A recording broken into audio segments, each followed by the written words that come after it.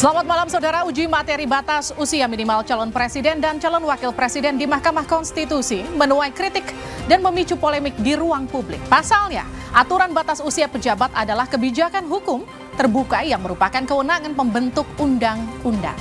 Uji materi ini juga dinilai syarat kepentingan karena diajukan jelang penyelenggaraan pemilihan presiden tahun depan.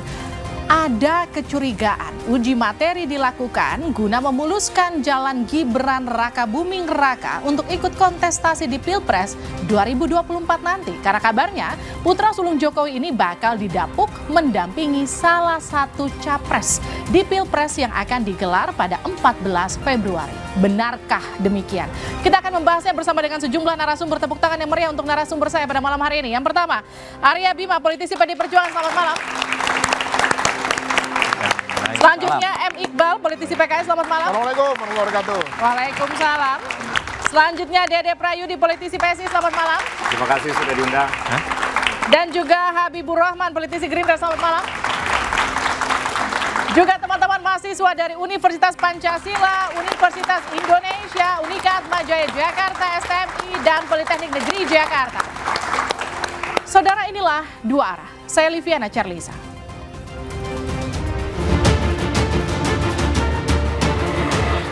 Uji materi batas usia capres dan cawapres menuai polemik di ruang publik. Tidak hanya partai politik, uji materi ini juga diajukan sejumlah kepala daerah. Beragam alasan pun diangkat ke permukaan, mulai dari upaya meningkatkan ruang partisipasi politik kalangan muda sampai menimbang hak serupa di sejumlah negara. 45 negara di dunia yang memberikan syarat minimal berusia 35 tahun. Kami ulangi 35 tahun, di antaranya Amerika Serikat, Brazil, Rusia, India, dan Portugal. Bahwa dengan demikian terhadap pengujian pasal 169 huruf Q Undang-Undang Nomor 7 Tahun 2017, DPR RI menyerahkan sepenuhnya kepada Yang Mulia Majelis Hakim Konstitusi untuk mempertimbangkan dan menilai bahwa berdasarkan ketentuan pasal 28D ayat 3 Undang-Undang 1945 menyatakan setiap warga negara berhak memperoleh kesempatan yang sama dalam pemerintahan. Mengandung makna bahwa siapapun warga negara memiliki hak yang sama untuk mengabdikan diri dalam penyelenggaraan pemerintahan dengan memperhatikan penalaran logis atas kemampuan dalam melaksanakan tugas-tugas kenegaraan.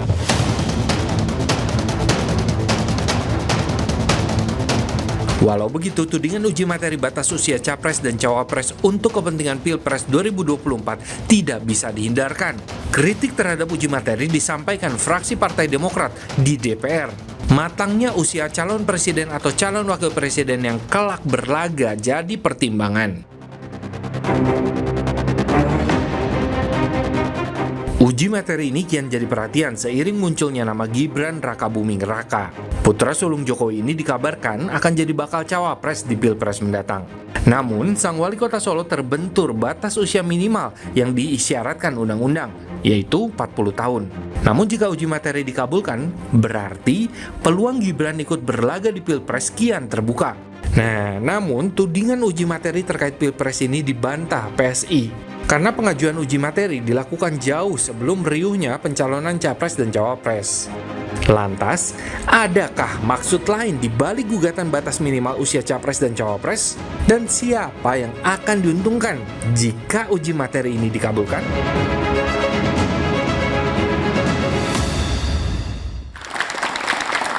Ya saudara, kita juga menghadirkan panelis pada malam hari ini, Adi Prayitno, Direktur Eksekutif Parameter Politik Indonesia. Selamat malam. Selamat malam, Bibi. Selamat malam semuanya. Saya langsung ke Pak Habib. Pak Habib, ini salah satu atau beberapa yang kemudian mengajukan uji materi ini adalah kader Gerindra. Ini arahan partai?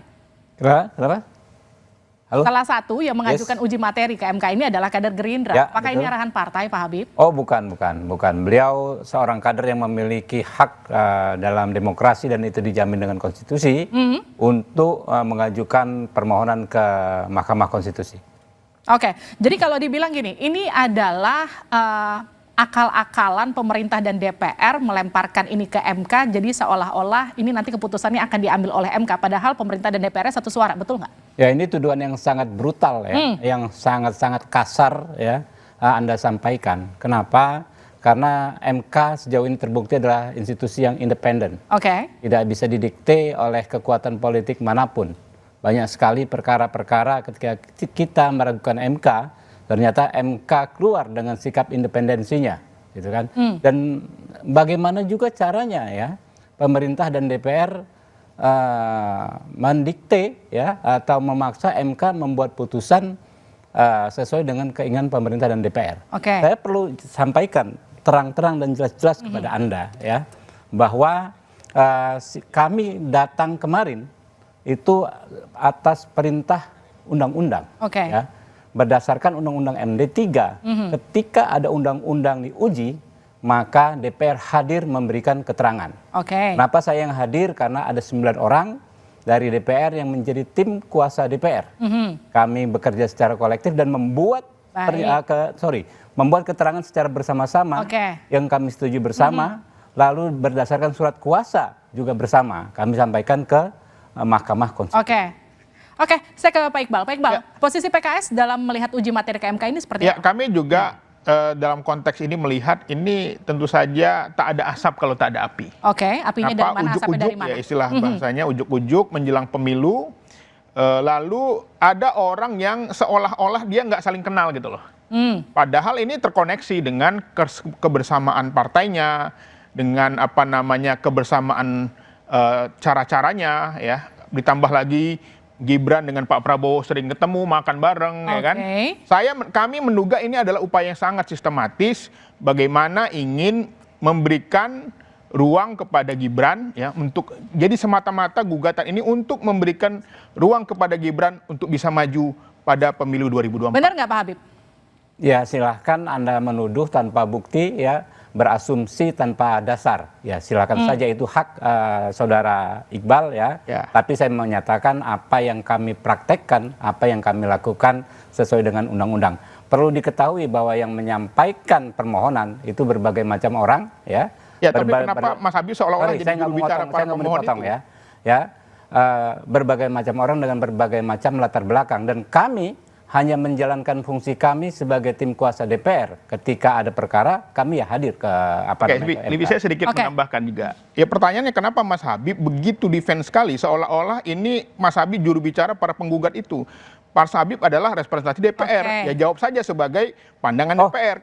Jangan dibilang ini persepsi, memang persepsi. Tentu saya menyampaikan apa yang menjadi tugas dan wewenang saya, ya, apa yang menjadi dasar saya diberikan kuasa. Itu sudah jelas-jelas saya sampaikan bahwa kami menyerahkan sepenuhnya kepada Mahkamah Konstitusi untuk menilai dan memutus dalam perkara ini. Oke, saya lempar ke Mas Bimo. Mas Bimo, kalau Anda melihatnya sebagai bagian dari PDI Perjuangan, melihat gugatan ini seperti apa? Ya, yang pertama kita sangat memahami dan juga sekaligus menghargai ya, ada perbedaan pandangan mengenai batas umur mengenai capres dan cawapres. Itu kita anggap sebagai suatu dinamika di dalam kita melihat demokrasi yang paling pas, yang paling cocok, yang paling tepat buat Indonesia itu seperti apa, termasuk untuk capres-cawapres. Maka satu-satunya undang-undang yang terus dievaluasi di setiap dilaksanakan itu undang-undang pemilu, baik itu pemilu legislatif maupun pemilu pemilihan presiden. Nah, kenapa kita evaluasi setiap 5 tahun? Karena kita ingin melihat sejauh mana implementasi di setiap kita konsentrasi per 5 tahunan ini ada yang kurang nggak, ada yang pas nggak, ada yang diteruskan nggak. Termasuk batas umur, kalau tidak salah dulu kan 40 turun ke 35 gitu. Juga pernah 30. Dan keinginan untuk mungkin 17 tahun, 21 tahun, 25 tahun, 35 tahun, termasuk kepala daerah, itu juga kita lihat, kita bawa ke dengar pendapat dengan berbagai stakeholder. Jadi menurut saya yang pertama tentang keinginan beda pandangan soal calon presiden dan calon wakil presiden, mungkin juga calon gubernur dan calon kepala daerah, ada beda pandangan, itu adalah yang biasa. Tetapi sekali lagi PDI Perjuangan taat konstitusi, dan konstitusi itu sudah diturunkan lewat undang-undang. Maka yang kita ikuti sekarang ini adalah konstitusi atau undang-undang pemilu soal pilpres dan pileg yang saat ini ada. Bahwa ada keinginan kawan-kawan melakukan judicial review, hal-hal yang terkait dengan umur, kita hargai. Yang saya keberatan adalah framing seperti yang tadi ditunjukkan oleh Kompas juga, bahwa di belakang ini adalah motif manuver dari seorang Gibran atau seorang kepala negara bernama Jokowi. Pak Jokowi dan Gibran adalah kader PDI Perjuangan. Pak Jokowi paham betul sistem metokrasi kita. Bagaimana proses mempersiapkan kader-kader pimpinan termasuk kepala daerah, ada kematangan, ada kedewasaan, ada visi yang terus dibangun, bagaimana orientasi keperpihakan, kepedulian, empati, menjalankan Pancasila yang teknokratik, yang smart. Ini adalah cara-cara kita dengan sekolah partai khusus pejabat eksekutif. Jadi tidak ada hal-hal yang kemudian, mohon maaf, ada ke MK, kemudian ada keinginan perubahan, kemudian framingnya adalah ini cawe-cawe presiden. Ini adalah keinginan meloloskan seorang Gibran untuk menjadi cawapres. Karena Gibran 2 kali saya ketemu sendiri menjawab tidak, ketemu Pak Sekjen tidak ada keinginan, dan sekali lagi ini oleh siapa dan melayani kepentingan siapa? Kenapa yang di framing adalah motif modus operandi manuver seorang Gibran yang sekedar keinginan untuk masuk sebagai cawapres. Ini dijawab Adi Praitno. Ini dari siapa untuk siapa, motifnya apa? Kalau Anda melihatnya seperti apa? Ya sebenarnya kita itu bicara dalam wilayah remang-remang. Kita tidak pernah tahu sebenarnya siapa yang punya kepentingan politik. Tapi Livi, satu hal, biasanya menjelang pemilu itu ada kejutan-kejutan politik yang tidak pernah ada kebetulan. Itu everything by design. Beberapa waktu yang lalu kita menyaksikan secara gamblang ada orang tiba-tiba menggugat soal sistem proporsional terbuka harus diubah menjadi sistem proporsional tertutup. Saya kira itu tidak ada yang kebetulan. Ada orang yang berkepentingan, partai politik berkepentingan supaya pemilu 2024 pileknya itu tertutup, tidak brutal, tidak liberal seperti yang terjadi sebelumnya. Begitupun dengan gugatan ambang batas minimum soal umur. Kita semua tahu ini semacam ada upaya supaya Gibran maju di 2024. Kenapa begitu? Karena saat ini ketika bicara tentang Pilpres 2024 yang diperebutkan itu adalah pengaruh Jokowi. Ada keyakinan, ada dugaan di mana Jokowi memberikan dukungan secara penuh, maka disitulah kemenangan presiden akan didapatkan.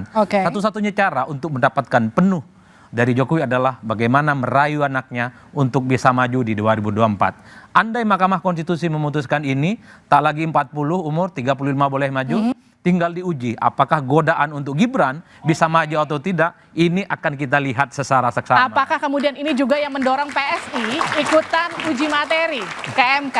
Mas Uki? Enggak sih, saya hormati pendapatnya ya Mas Tio. Saya lihat tadi Mas Tio itu connecting the dots ya. Akan tetapi ada beberapa dots atau mungkin nggak beberapa, majority of the dots itu missing di sana. Sehingga gambar yang tampil itu menjadi tidak utuh. Misalnya seperti ini misalnya ya. PSI itu baru bulan lalu ya mendeklarasikan hasil rembuk rakyat dari Dewan Pimpinan Wilayah kami di DKI Jakarta. Yang dimana hasil pengumuman tersebut diumumkan langsung oleh Wakil Ketua Umum kami, Bro Andi Budiman. Mohon maaf. Dan di sana hasil rembuk rakyat kami memenangkan Mas Gibran, ya, Mbak Grace Natali, Sis Grace, ya, dan juga beberapa nama lain untuk maju menjadi DKI 1. Jadi tudingan bahwa gugatan PSI untuk menyediakan karpet merah kepada Mas Gibran itu tidak beralasan. Tadi Pak Arya sudah membantahnya dari sudut pandang Mas Gibran. Sekarang kami dari sudut pandang yang menggugat, yang mengajukan JR, itu juga nggak beralasan, sama sekali nggak beralasan. Alasan kami cuma satu, yaitu PSI didirikan untuk membuka ruang seluas-luasnya buat anak muda mengisi jabatan-jabatan, posisi-posisi politik, legislatif, eksekutif di daerah dan nasional. Kami percaya pemimpin-pemimpin Indonesia saat ini ada di tangan-tangan. Tapi apakah mungkin seorang, atau katakan dulu ya, apakah mungkin sebuah partai politik melakukan uji materi ke MK tanpa kepentingan tertentu? Nanti dijawabnya saja di Duara.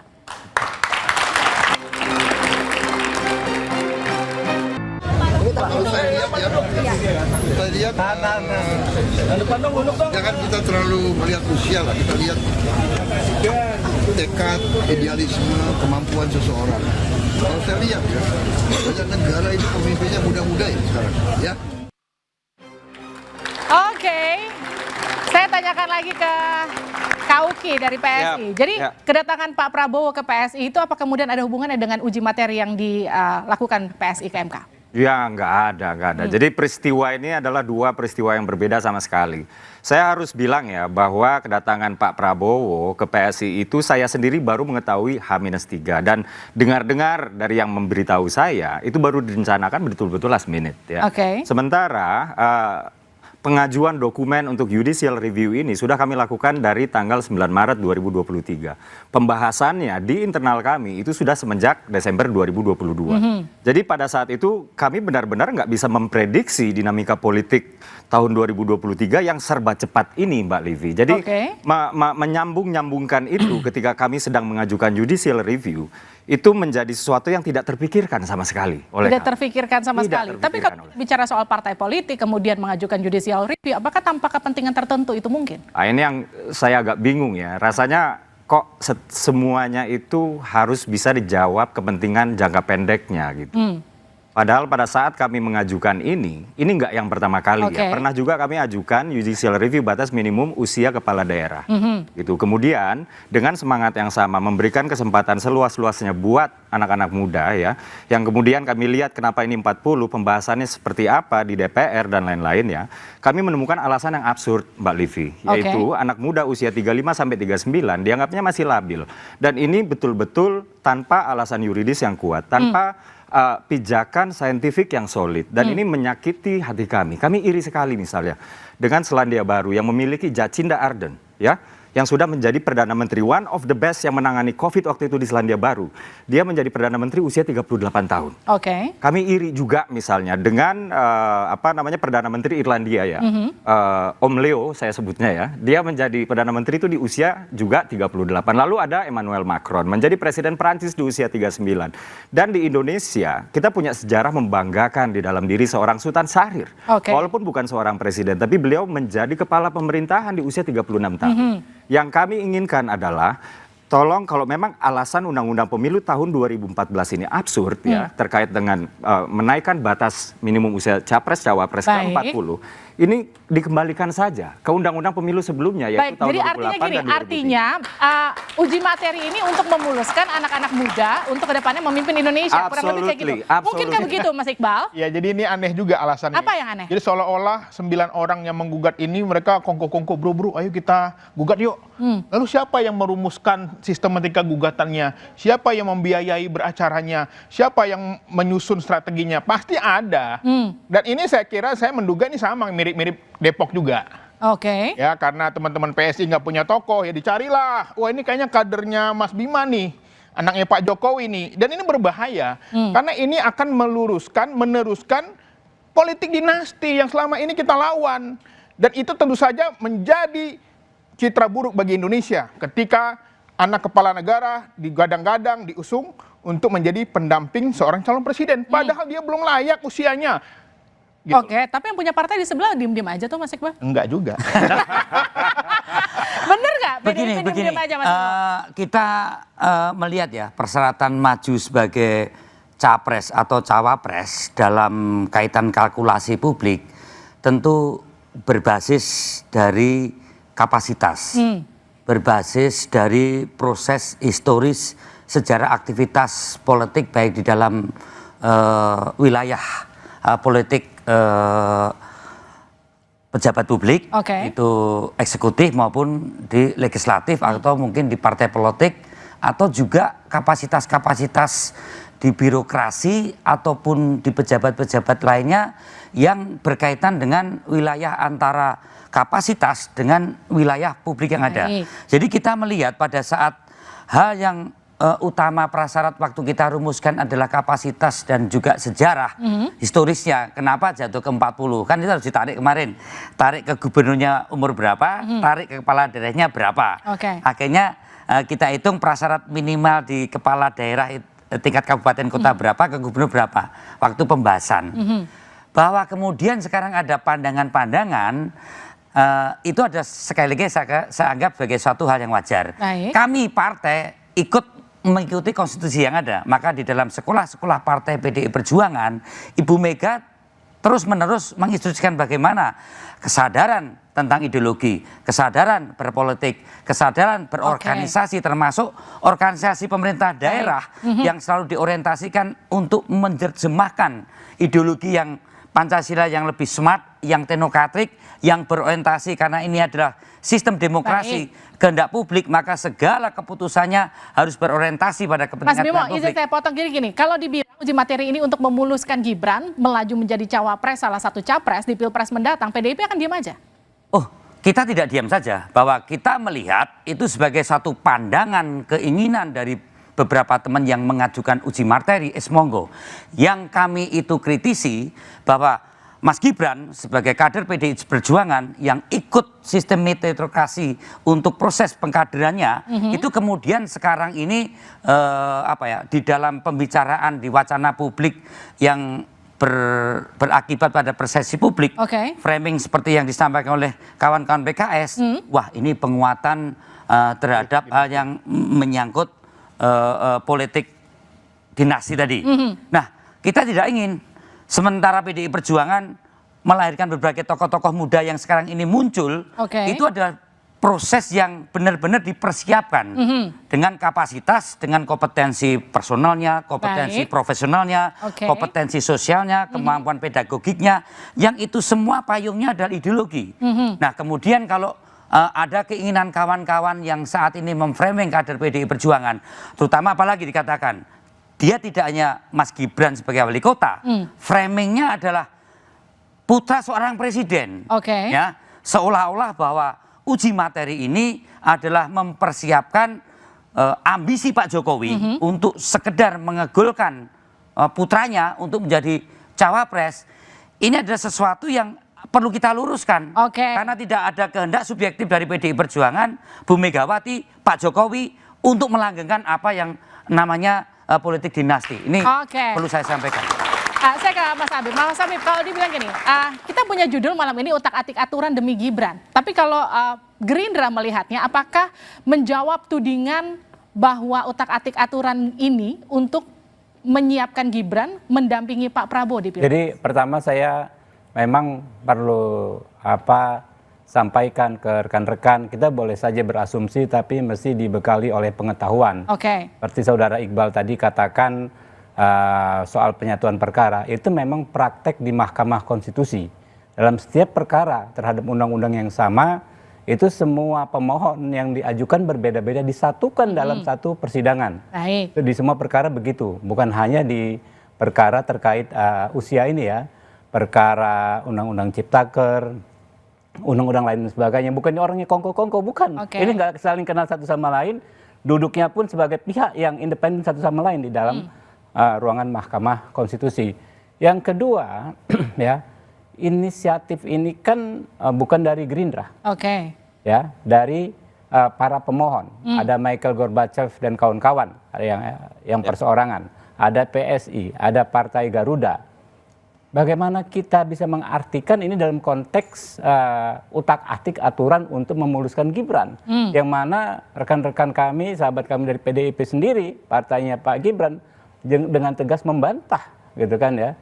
Dari mana ini ya? Jadi ya silahkan kalau ada orang-orang yang ingin menyebarkan pendapatnya dengan asumsi-asumsi tidak berdasarkan pengetahuan, ya silakan saja, dan rakyat yang akan menilai. Gitu. Tapi betul lagi nih, ada desas-desus yang kemudian muncul internal Gerindra memang menginginkan Gibran karena ada hasil survei yang menunjukkan kalau Gibran mendampingi Pak Prabowo, elektabilitas Pak Prabowo akan naik lagi 12%, betul nggak? Ya itu dia, yang namanya desas-desus di luar terdengar, kami sendiri pun belum pernah mendengar. Yang ada adalah soal capres dan cawapres Koalisi Kebangkitan Indonesia Raya, itu domainnya Pak Prabowo dan Gus Muhaimin Iskandar.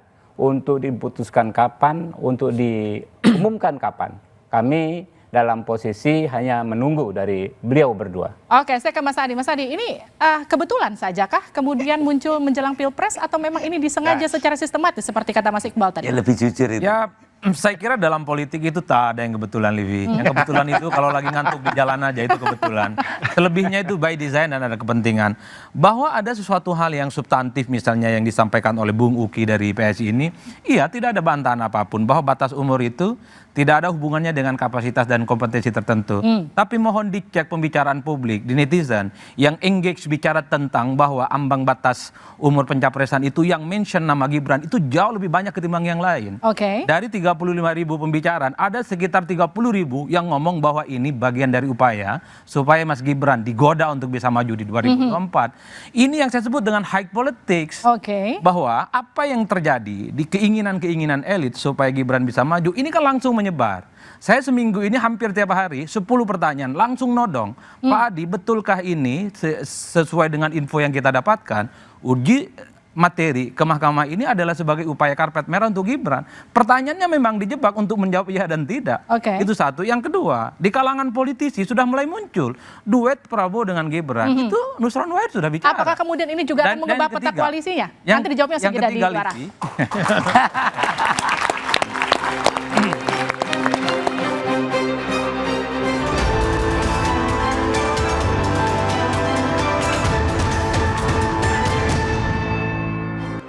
Kembali bersama kami di Dua Arah.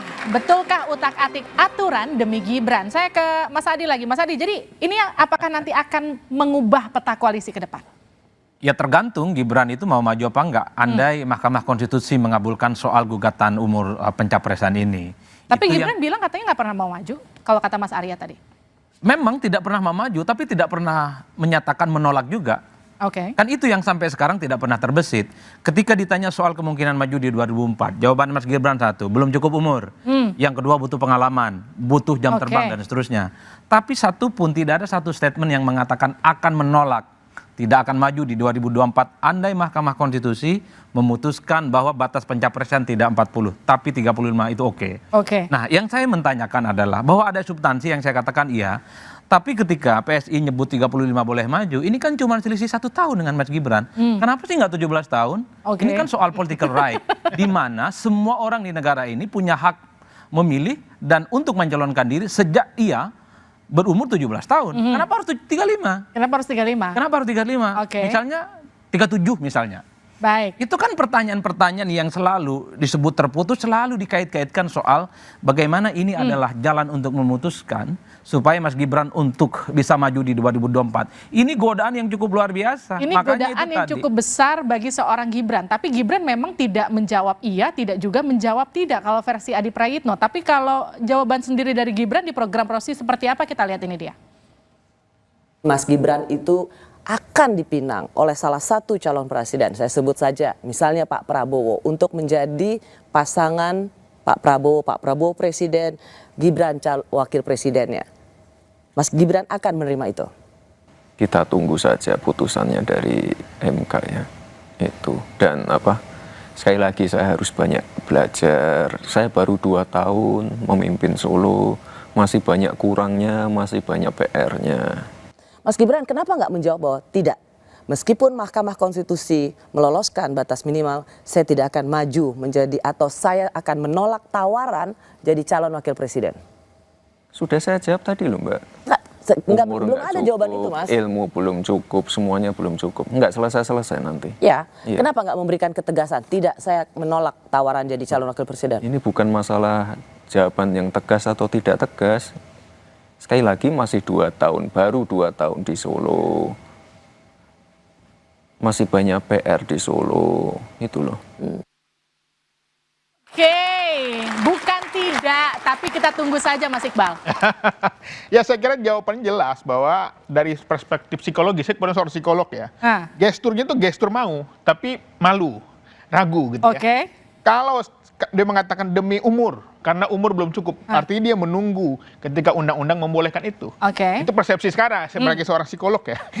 Jadi gestur yang ditunjukkan Mas Gibran sebenarnya gestur seorang yang dia menunggu apakah dia bisa maju atau enggak. Dan Mahkamah Konstitusi dapat diduga adalah bagian dari upaya yang sangat sistematis untuk bisa memberikan ruang kepada Gibran untuk maju pada 2024. Dan PDIP yakin Gibran gak akan maju di 2024 Mas Bimo?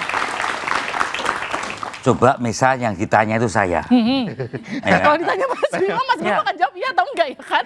Mas Gibran, Mas Wali itu adalah orang yang beberapa kali mengikuti pendidikan kader partai. Oke. Masuk kepala daerah. Kamu tanya saya, Pak Aryo Bimo pengen jadi cawapres. Hah? Saya pengen jawab iya atau tidak kan juga bukan keputusan saya. Itu adalah keputusan partai, nanti akan ditetapkan partai. Apakah mau atau tidak? Mau atau tidak pun saya juga tidak berarti apa-apa. Baik, tapi bagaimana posisi PDIP kalau nanti Gibran betul-betul menjadi cawapresnya Pak Prabowo? Gibran ini adalah orang, tadi meritokrasi dalam PDI Perjuangan ini berjalan. Oke, jadi Anda yakin ya betul ya? Jadi apakah Gibran tidak disiapkan menjadi capres atau cawapres? Oh, dipersiapkan. Tapi nggak di 2024 gitu kira-kira Pasti ya? dipersiapkan. Buktinya ada Pak Jokowi, buktinya ada Ganjar Pranowo kan gitu. Jadi terkait hal tersebut PDI taat pada konstitusi. Aturan saat ini terkait dengan status Gibran 40 tahun seperti yang dijawab oleh Gibran sendiri. Dia tidak menanggapi persoalan itu karena memang aturannya itu tidak memenuhi syarat. Dengan demikian partai pun juga tidak berurusan dengan calon-mencalon cawapresnya Gibran. Baik, kan tapi gitu. kalau akhirnya MK mengabulkan uji materi kan akhirnya Gibran bisa Saya jawab ya. Saya jawabnya. Yes. Pada saat Gibran, Mas Gibran atau Mas Wali itu diundang ke DPP PDI Perjuangan, ini bukan analisa, ini bukan pendapat saya, ini bukan isu. Ditanya oleh Pak Sekjen PDI Perjuangan Hasto Kristinanto, ada Pak Watumbu, apakah Mas Gibran akan maju cawapres? Dijawab, saya tidak akan maju sebagai cawapres, apalagi cawapresnya Pak Prabowo. Itu dijawab langsung. Gimana tuh Pak Habib? Ya kita dengarkan saja. Gimana ya apa? Enggak, Gibran sudah memastikan bahwa dia tidak akan maju apalagi sebagai cawapresnya Pak Prabowo. Ya itu kita informasi itu kita terima, kita dengarkan. Apa hubungannya dengan Partai Gerindra? Enggak kan? Iya, enggak ada. Karena kebetulan waktu itu partai sudah mencalonkan Ganjar Pranowo, kemudian Gerindra dengan hal yang sangat kita hormati mencalonkan Pak Prabowo. Gitu. Tapi kemudian gini, jadi pertanyaan gini, ketika memang isunya adalah Pak Prabowo dan Gibran. Maka pada saat ditanya, saat ini kan dicalonkan sebagai cawapresnya Ganjar pun nggak bisa. Karena PDI kan cara pandang untuk mencalonkan presiden dan calon wakil presiden ini kan kacamatanya kan konstitusi. Gitu loh. Tolong dipahami, bukan tidak ingin Gibran sebagai cawapres ya. Adik-adik mahasiswa harus tahu. Koridor komunikasi politik itu harus masuk dalam koridor konstitusi. Untuk mencalonkan partai mencalonkan Gibran, tidak ada dasar hukumnya, landasannya. Padahal PDI Perjuangan ini sepakat menjalankan segala role play politik ini sesuai dengan aturan main, tepuk tangan dulu. Dan undang-undang. Saya ke Mas Adi, jadi kalau dibilang gini, ini nggak ada jalan, artinya semua jalan untuk Gibran tertutupkah untuk menjadi cawapres nanti di Pilpres meskipun uji materinya dibuka? Ya, saya termasuk orang yang berharap Mahkamah Konstitusi itu mengabulkan soal syarat ambang batas minimum untuk bisa maju. Kenapa? Biar kebuka akhirnya? Biar terbuka, semua orang punya hak untuk melakukan ini semua. Dan besok saya berharap PSI juga menggugat ambang batas parlemen, ambang batas presiden, dan termasuk soal bagaimana syarat untuk menjadi calon presiden kan ijazahnya minimum SMA. Besok-besok ijazahnya harus S2. Lulusan luar negeri ataupun dalam negeri. Itu bagus. Kalau bicara tentang kualitas demokrasi, kenapa yang digugat oleh PSI itu umur gitu loh. Syarat ijazah SMA nggak mau diubah kalau memang PSI niatnya. Maksudnya ikut tepuk tangan atau gimana? Ingin memperbaiki kualitas demokrasi. Ya. Jangan ijazah itulah minimal. Yang kita lakukan itu adalah untuk membuka ruang seluas-luasnya buat anak-anak muda. Kemudian step berikutnya ya kami lihat batas minimum usia kepala daerah, lalu juga kepala pemerintahan pusat gitu ya. Dan kami lihat juga pembahasan di balik undang-undang tersebut. Lalu kami tiba pada pembahasan undang-undang pemilu tahun 2017 gitu. Dan ketika melihat pembahasan, ketika mereka membicarakan soal batas umur, nah ini yang absurd saya bilang tadi. Bahwa alasannya kenapa dinaikkan dari batas minimum 35 menjadi 40, itu adalah karena dianggap pemuda-pemudi kita usia 35 sampai 39 itu masih labil. Gitu. Dan di sana saya tidak mendengar alasan-alasan yuridis. Tapi kenapa 35 tahun? Kenapa nggak 25, 30? Karena semangatnya adalah ingin mengembalikan ke Undang-Undang Pemilu 2008, Pak Livi. Jadi kami memang melihatnya itu sebatas kenapa dinaikkan gitu. Harusnya nggak usah dinaikkan, jadi ini kembalikan saja ke ini nggak ada hubungannya kalau dulu PSI dekat sama Ganjar, sekarang PSI mulai dekat sama Pak Prabowo. Wah, ya nggak ada. Insya Allah kita kesana bentar lagi, Pak Livi. Nah, di situ menarik itu. Ya, pengen pemimpin yang muda, tapi sekarang yang dipilih presidennya lebih sepuh daripada Pak Jokowi kan gitu. Enggak. Kemarin itu kita silaturahmi kan politik Indonesia itu kan memang harus diisi ya dengan rasa saling pengertian, persatuan. Itulah pesan Pak Prabowo kemarin ya. Bahwa kita fokus kepada kesamaan gitu. Kita fokus kepada persatuan. Dan saya jujur aja kemarin itu di ruangan itu kita tidak membicarakan koalisi sama sekali gitu. Nah, ini kan cuman ramai diberitakan wah ini bakal koalisi gitu. Makanya tadi saya bilang insya Allah sebentar lagi saya akan ke kantornya Mas Arya Bima juga. Jadi hanya ke Mas Arya Bima. Ke kantornya maksud saya. Ke kantornya, bukan merapat ke Ganjar ke kantor DPP-nya. Jadi ya nanti kita lihat aja, ini kan komunikasi politik harus dibangun. Sekarang gimana Mas Iqbal? Ya saya kira sebagai politisi, saya kira PSI lihai lah memainkan isu agar tampil terus ya isunya ya. Karena kan teman-teman PSI belum punya kursi. Jadi kalau dia mau kemana pun sebenarnya tidak memperkuat secara elektoral untuk syarat minimum pencalonan. Tapi lagi-lagi menurut saya alangkah baiknya ke depan memang partai politik ini yang menyiapkan kader lah. Jangan juga mengganggu kader orang gitu Mas ya. Jangan juga membuat wacana ya seperti di Depok bener. Ya ini hanya ingin mendapatkan ya elektoralnya aja gitu loh. Karena ini instan nih, ada tokohnya anak presiden langsung menang gitu loh. Karena terus terang tadi kami sama PKS dan PDI ini ada kesamaan soal kaderisasi. Jadi kali ini kompak ya PKS sama PDIP ya? Perjuangan panjang. Saya bisa berdiri di sini itu perlu 20 tahun. Mengikuti pendidikan kader, sekolah partai ya, dan itu tentu saja membuat kita matang. Baik. Gitu dan ini penting, kita di PKS tidak mengutamakan kader. Jadi menurut Anda gini, menurut Anda PSI ikut uji materi untuk mencuri elektoralnya dari Pak Jokowi dengan meloloskan Gibran nanti? Ya saya kira itu nanti mungkin cara instan.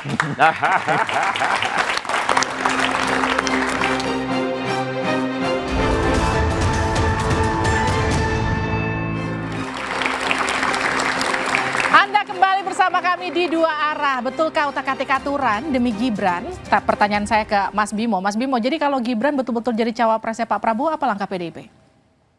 Itu dalam tradisi organisasi kami, itu sesuatu yang tidak biasa terjadi. Karena seseorang menjadi calon presiden, wakil presiden, dan juga gubernur, wakil gubernur, serta jabatan-jabatan publik lainnya, itu ada pattern, ada pola cara pengambilan keputusan yang kesepakatan dalam proses penjaringan dan penyaringan serta pengambilan keputusan itu sudah menjadi suatu yang baku dan proses pilpres terutama yang menghasilkan calon presiden dan wakil presiden yang mendapatkan kepuasan publik yang begitu besar, itu adalah hasil dari tradisi cara berpikir di PDI Perjuangan. Dan kami percaya bahwa pencalonan Mas Wali atau Mas Gibran yang sekarang ini, mohon maaf, di framing menjadi wakilnya Pak Prabowo, itu adalah satu gunjingan-gunjingan yang tidak perlu kami tanggapi. Bahwa ada pandangan-pandangan yang saat ini terkait dengan uji materi, hal itu tidak serta-merta dikaitkan dengan peluang Mas Wali atau Mas Gibran untuk maju jadi calon Wapres. Kami percaya bahwa Mas Wali atau Mas Gibran itu taat pada proses konstitusi partai. Tepuk tangan. Saya ke Mas Luki. Jadi PSI juga yakin apa yang kemudian dilakukan PSI dengan melakukan uji materi ke MK itu bukan untuk meloloskan Gibran. Ya apalagi yang harus kita tanggapi dari awal, dicoba untuk membangun opini dengan connecting the dots, tapi nyatanya banyak dots yang masih missing. Terus dicoba untuk memaksakan asumsi-asumsi yang saya anggap liar tadi dengan pertanyaan berandai-andai, juga tidak terbukti. Pak Arya sudah mengatakan tadi, PDIP punya mekanisme yang ketat. Mas Wali juga sudah mengatakan tidak. Bang Habib juga sudah mengatakan apa hubungannya dengan kami. Nah, ini mau apa lagi yang mau dipaksakan? Perdebatan seharusnya sudah selesai. Perdebatan harusnya sudah selesai, Mas Iqbal. Jadi kalau Gibran sampai masuk arena, apakah PKS kemudian akan merubah strateginya? Ya saya kira waktulah ya akan melihatnya. Saya meyakini seandainya ini disetujui, saya yakin bisa jadi. Ya ini mungkin kita lihat nanti hasilnya. Mungkin bisa jadi duet Pak Prabowo dan Gibran itu terjadi. Mungkinkah itu terjadi, Bib? Ya, saya tidak dalam kapasitas menyampaikan mungkin atau tidak mungkin, itu kapasitas pengamat ya, lembaga survei. Kapasitas saya adalah menjalankan apa yang diputuskan oleh Pak Prabowo dan Gus Muhaimin Iskandar. Oke, jadi artinya kalaupun pada akhirnya Gibran bersanding dengan Pak Prabowo, Caimin nggak akan pindah meninggalkan Gerindra? Ya, kita kembalikan bahwa itu adalah akan diputuskan oleh beliau berdua. Lalu apa yang kemudian harus dilakukan kalau memang betul uji materi ini dikabulkan MK? Mas Adi. Ya, saya kira bahwa potensial Mas Gibran maju di Pilpres itu cukup terbuka. Sepanjang sampai hari ini Gibran tidak menyatakan menolak ataupun menerima, sepanjang itu juga gugatan uji materi ke Mahkamah Konstitusi ini sangat terkait dengan karpet merah untuk sang putra mahkota Pak Jokowi. Itu satu. Yang kedua, Yuki ini kan ngomong soal connecting the door, tapi pintunya kebuka. Buka pintunya. Bagaimana mungkin nggak kebuka? Kenapa 35 yang disebut? Kenapa nggak 17 tahun juga berhak untuk jadi calon presiden Republik Indonesia? Inilah yang saya kira semakin menebalkan keyakinan. Apalagi kemarin kita dengar bahwa PSI selalu mengatakan bahwa semua orkestrasi politisnya, manuver politiknya itu tegak lurus ke Pak Jokowi dan Jokowi. Jadi semua hal yang dilakukan oleh teman-teman PSI itu ya penahasip ritualnya adalah presiden. Itu nggak bisa dibantah dan sudah menjadi rahasia umum. Mas Uki senyum-senyum loh di situ. Ya artinya apa? Kalau bicara dengan mahasiswa yang tidak engage dengan para elit mungkin oke. Tapi kan pembicaraan kayak gini sudah menjadi pembicaraan warung kopi. Semua media, iya di kalangan aktivis, pegiat demokrasi, pegiat pemilu. Jadi jangan pura-pura tidak tahu juga gitu loh. Bahwa ini ada sesuatu yang terencana dan bagi saya nggak ada soal. Mas Gibran bisa maju nggak ada soal. Ini kabar baik bagi demokrasi kita. Anak muda umur 36 tahun bisa bertanding. Oh, saya kira cukup luar biasa. Tinggal kita tunggu apakah akan terpilih ataupun tidak. Apakah akan mendapatkan dukungan rakyat atau tidak. Apakah reaksi dari PDIP biasa-biasa saja ataukah luar biasa. Kita lihat nanti. Tepuk tangan dulu untuk semua narasumber saya pada malam hari ini. Saudara, uji materi ke Mahkamah Konstitusi memang hak setiap warga negara. Namun idealnya ini dilakukan kepentingan bangsa dan kemanusiaan, bukan keinginan dan kepentingan segelintir orang, apalagi sekedar memenuhi hasrat kekuasaan. Konstitusi seyogyanya menjadi alas dan panduan agar kehidupan berbangsa dan bernegara sesuai tujuan dan cita-cita para pendiri republik ini. Jangan menjadikan konstitusi sebagai alat pembenaran guna memuluskan jalan sebagian kalangan meraih kemenangan. Saya Liviana Charlisa, tetap saksikan Kompas TV untuk mengupdate informasi seputar pemilu hanya di Kompas TV, independen, terpercaya. Sampai jumpa. Thank you for having